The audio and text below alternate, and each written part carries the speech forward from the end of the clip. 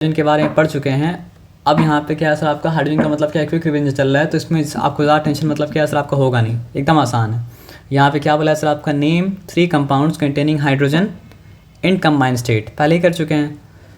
तो यहाँ पे हाइड्रोक्लोरिक एसिड लिखा है, वाटर लिखा है, और क्या लिखा है सर आपका, ये जो भी लिखने जा रहा था वो लिखना मतलब क्या सर आपको भूल गया है, तो एक्चुअली में क्या लिखना पड़ेगा, H3 अगर लिखा है तो यहाँ पे मतलब क्या होगा सर आपका PO, सॉरी, तो हम यहाँ पे ये काट देते हैं और काट के मतलब लिख देते हैं 3 कंपाउंड ना, तो HNO3 अगर लिखते हैं तो भी मतलब क्या सर आपका बन गया नाइट्रिक एसिड।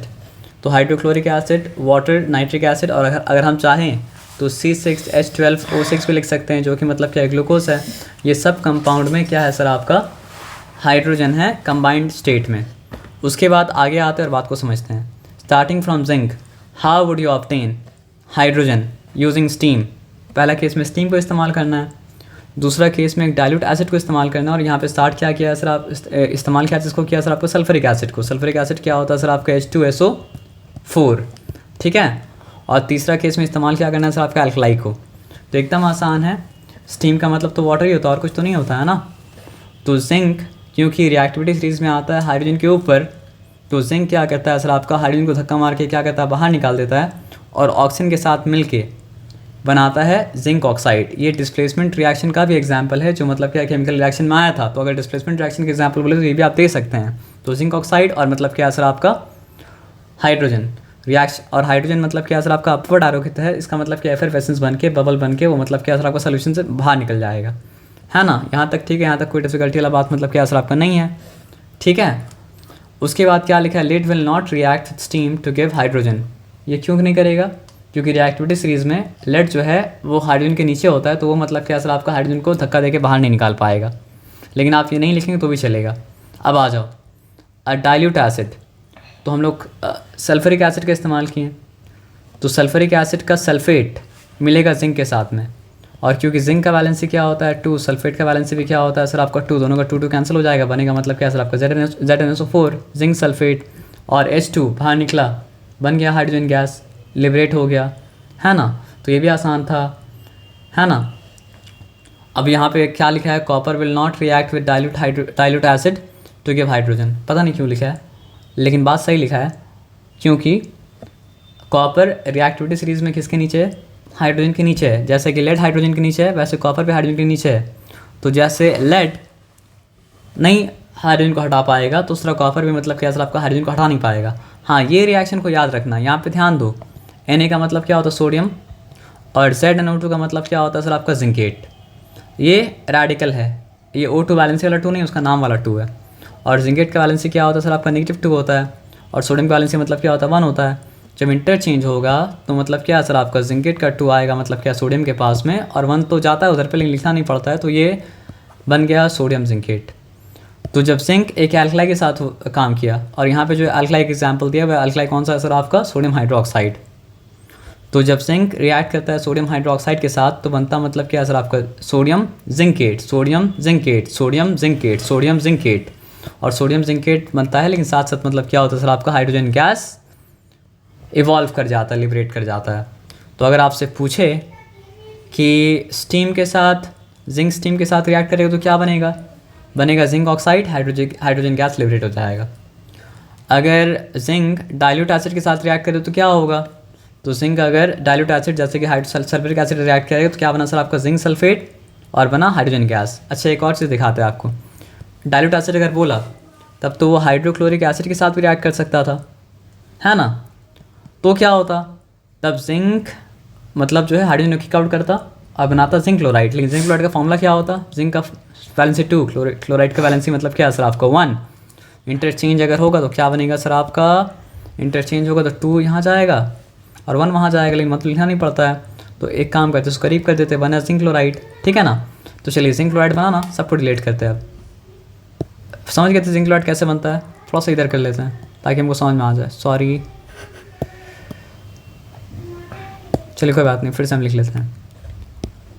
ये जिंक, और ये मतलब क्या है सर आपका डाइल्यूट एसिड को भी इस्तेमाल कर सकते हैं, सल्फ्यूरिक एसिड ये भी। तो हमको अब पता है कि उसका फॉर्मूला क्या है, तो हम लिखेंगे ZnCl मतलब क्या है सर आपका 2, ठीक है। और H तो बाहर नहीं निकल सकता, बाहर निकलेगा H2, तो क्या बैलेंस है, यहाँ पे 2 हाइड्रोजन का आटम है, यहाँ पे 1 हाइड्रोजन का आटम है, तो यहाँ लगाना पड़ेगा हमको 2। तो हम Zn लिखा प्लस लिखा, थोड़ा जगह देके लिखते हैं ताकि हमको लिखने में दिक्कत ना हो। अगर H2 यहाँ पे है तो यहाँ पे हमको मतलब क्या आपका 2 देना पड़ेगा।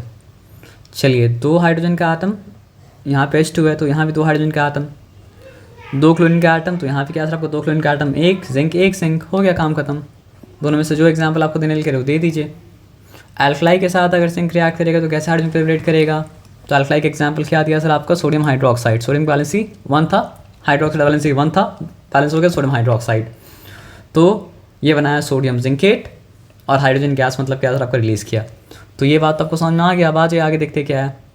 Name a metal which will not react with reactants above to give hydrogen, है ना। तो कौन सा मेटल, अच्छा इसलिए वो लिखा था, जो क्वेश्चन नीचे उसका आंसर ऊपर लिख दिया है।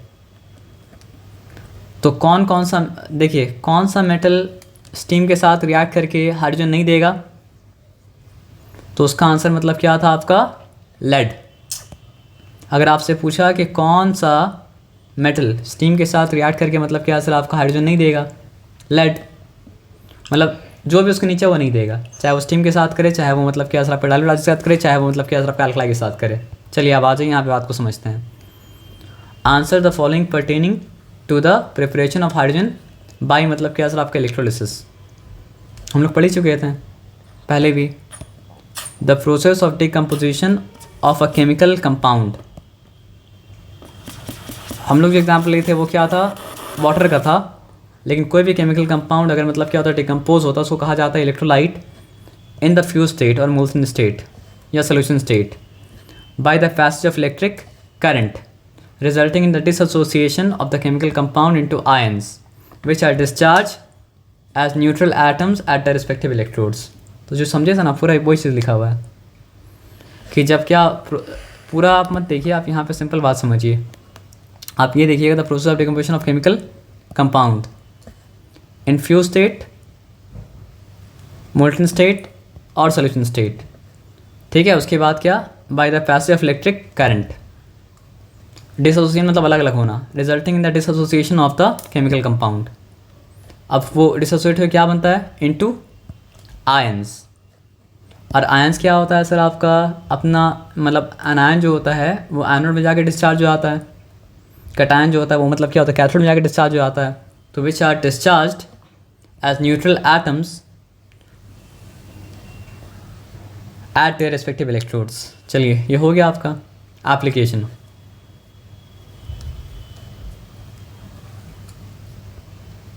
अमोनिया आप जानते हैं क्या होता है, NH3 मतलब क्या होता है अमोनिया।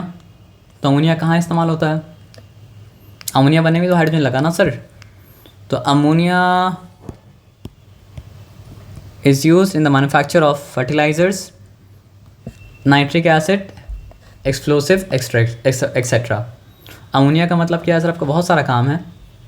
और अमोनिया बनाने में लगता है मतलब क्या है सर आपका हाइड्रोजन। तो अमोनिया का एक काम ये है कि उसको इस्तेमाल किया जाता है फर्टिलाइज़र बनाने में, उसको इस्तेमाल किया जाता है। फर्टिलाइज़र क्या करता है सर आपका, सॉइल का फर्टिलिटी बढ़ाता है, यानी कि ज़मीन का उपजाऊ शक्ति बढ़ाता है। यानी कि फर्टिलाइज़र डालने से मतलब क्या होता है सर आपका, फसल ज़्यादा उगता है। और नाइट्रिक एसिड बनाने में भी मतलब क्या होता है, अमोनिया इस्तेमाल होता है। और एक्सप्लोसिव्स यानी कि पटाखा बम ये सब बनाने में भी क्या होता है सर आपका, अमोनिया इस्तेमाल होता है। अमोनिया का केमिकल फार्मूला क्या याद रखिएगा, और जब भी आंसर में अमोनिया लिखिए उसको केमिकल फार्मूले साथ लिखिए, NH3। आया बात समझ में ना।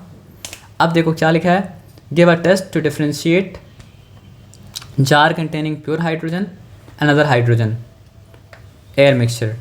तो एक जार में अगर मतलब क्या सर आपका प्योर हाइड्रोजन है और एक जार में अगर हाइड्रोजन है एयर का मिक्सचर के साथ में, तो आप दोनों में फ़र्क कैसे कीजिएगा। अगर प्योर हाइड्रोजन है तो क्या होगा, Burns quietly in air with a pale blue flame. Pale blue flame मतलब क्या सर आपका, मध्यम सा ब्लू फ्लेम, फॉर्मिंग वाटर। तो यहाँ पे बहुत इंपॉर्टेंट क्वेश्चन है कि प्योर हाइड्रोजन को और हाइड्रोजन जो मिक्सर है एयर के साथ, उसको कैसे आप डिफ्रेंशिएट किया, कैसे फ़र्क कीजिएगा। तो प्योर हाइड्रोजन क्या होगा सर आपका, शांति के साथ जलेगा, एकदम आराम से, मध्यम कलर भी उसका मतलब क्या होगा सर आपका, पेल ब्लू यानी मध्यम ब्लू, फॉर्मिंग वाटर। और क्या बनाएगा सर आपको, वाटर बनाएगा। लेकिन एयर में अगर मिक्सचर है तो हाइड्रोजन कैसे बन करेगा, और ज़्यादातर एयर में मिक्सर ही होता है, जब हाइड्रोजन निकलता है भी तो एयर में मिक्सर ही होता है ना। तो burn with characteristics pop sound. तो पॉप साउंड के साथ अगर मतलब क्या कोई चीज़ बन गया तो समझिए एयर में क्या था, हाइड्रोजन था, लेकिन वो क्या था, मिक्सचर वाले एयर के साथ हाइड्रोजन था। अगर प्योर हाइड्रोजन रहेगा तो वो क्या होगा सर, आपका क्वाइटली बर्न करेगा, और पेल ब्लू फ्लेम के साथ मतलब क्या सर आपका बर्न करेगा। अब यहाँ पे देखिए क्या लिखा है, give a balanced equation for the following conversion zinc to sodium zincate. पहले ही पढ़ चुके हैं ना, अभी तो ऊपर है पढ़े। जिंक जब मतलब क्या सर आपका सोडियम हाइड्रोक्साइड के साथ मतलब क्या किया सर आपका रिएक्ट किया, जो कि मतलब क्या था, एल्कलाई था, तो क्या बना सर आपका सोडियम जिंकेट बना और हाइड्रोजन गैस रिलीज हुआ। पहले ही पढ़ चुके थे, कितना आसान है। और क्या बोला, acidified water to hydrogen by electrolysis, ये रिएक्शन है। अच्छा डबल एरो पता है क्यों है, क्यों दोनों तरफ जाता है, यानी कि वाटर ब्रेक करके हाइड्रोजन और ऑक्सीजन ही बनता है, और हाइड्रोजन ऑक्सीजन मतलब क्या होता है सर आपका कंबाइन करके वाटर ही बनता है। तो इसलिए ये मतलब क्या सर आपका रिवर्सिबल रिएक्शन है, एकदम सिंपल है। अब देखिए वाटर गैस टू मतलब क्या सर आपका हाइड्रोजन इंडस्ट्रियली। वाटर गैस क्या होता है, यहाँ पे ध्यान से समझना है, ये बहुत इंपॉर्टेंट है, जितना भी रिएक्शन यहाँ पे आ रहा है इस पार्ट में।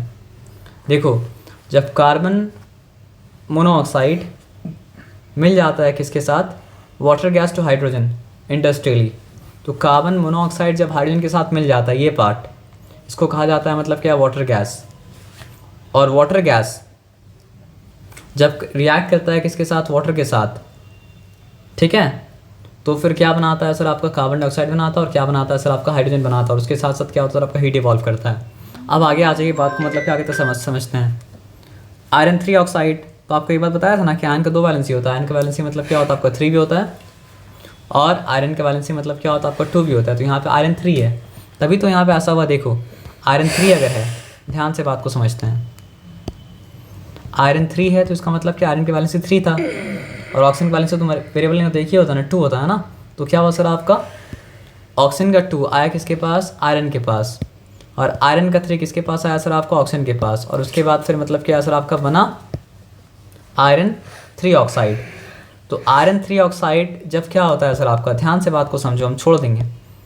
आयरन 3 ऑक्साइड जब रिएक्ट करता है 3 मॉलिक्यूल ऑफ हाइड्रोजन के साथ, तो क्या बनाता है सर आपका 2 एटम्स या फिर 2 मोनो एटमिक मॉलिक्यूल्स ऑफ मतलब क्या सर आपका आयरन, एंड 3 मॉलिक्यूल्स ऑफ मतलब क्या सर आपका वाटर। अब यहाँ पे लिखा है nitrogen to basic gas. Basic gas कौन सा है, अमोनिया। तो जब 1 नाइट्रोजन मॉलिक्यूल रिएक्ट करता है क्या सर आपका 3 मॉलिक्यूल हाइड्रोजन के साथ, तो बनता मतलब क्या सर आपका 2 मॉलिक्यूल ऑफ अमोनिया, और ये भी क्या सर आपका रिवर्सिबल रिएक्शन है। आया बात समझ में ना। अब यहाँ पे बात को ध्यान से समझो, starting from hydrogen gas how would you obtain a neutral liquid. एकदम सिंपल बात है सर, अगर हम लोग क्या करेंगे सर आपका, हाइड्रोजन गैस को बर्न करेंगे तो बर्निंग तो ऑक्सीजन के प्रेजेंस में ही होगा, तो फिर क्या होगा सर आपका, हमको एक न्यूट्रल लिक्विड मिला, इसका नाम मतलब क्या सर आपका वाटर। और क्या बोला सर आपका, ये पहला सवाल का आंसर हो गया। दूसरा क्या है, बेसिक गैस। बेसिक गैस का मतलब क्या, अमोनिया। तो हम लोग क्या है, 3 volumes of hydrogen reacts with 1 volume of मतलब क्या सर आपका नाइट्रोजन। कितना मॉलिक्यूल था हाइड्रोजन का, 3 मॉलिक्यूल था, इसलिए क्या है सर आपका 3 वॉल्यूम्स ऑफ हाइड्रोजन। और कितना मॉलिक्यूल था नाइट्रोजन का, एक मॉलिक्यूल था, इसलिए मतलब क्या सर आपका 1 वॉल्यूम ऑफ नाइट्रोजन। दोनों जब मिला तो क्या बनाया सर आपको 2 मॉलिक्यूल मतलब क्या सर आपका अमोनिया, और अमोनिया मतलब क्या है, बेसिक गैस है। अब देखो ये ZnO2 का मतलब क्या है सर आपका,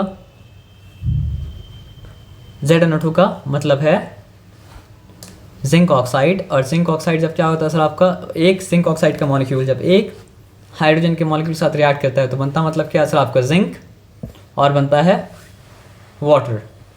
अब आ जाइए आगे बात समझते हैं। State a reason why when hydrogen is passed over heated copper oxide.